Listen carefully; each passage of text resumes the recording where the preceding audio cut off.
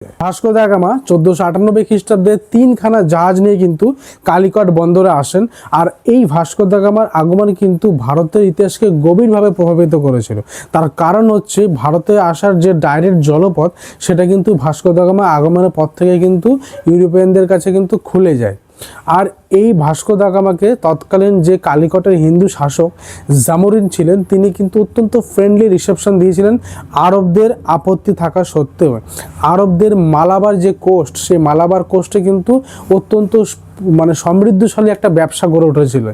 আর এই আরবরা যেই কারণে চায়নি যে পর্তুগিজদের কোনো রকম ফুটপ্রিন্ট বা তারা ভারতের মাটিতে পা রাখুক বা ভারতে ব্যবসা করুক, কারণ হচ্ছে আরবরা তাহলে তাদের কম্পিটিটর হয়ে যাবে।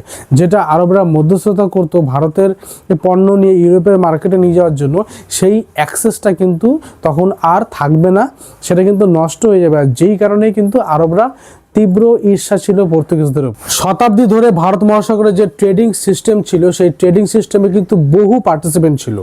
ভারতীয়রা ছিল, তারপরে তোমার চাইনিজরা ছিল, আফ্রিকানরা ছিল, আরবরা ছিল, আরও বহু পার্টিসিপেন্ট ছিল। কিন্তু তাদের কেউই কিন্তু একচ্ছত্রভাবে প্রভাব খাটাতে চায়নি বা তারা কখনোই কিন্তু শাসকের ভূমিকা অবতীর্ণ হতে চায়নি। তারা চেয়েছিল লাভের আশায়, অর্থাৎ বাণিজ্যই করতে চেয়েছিল।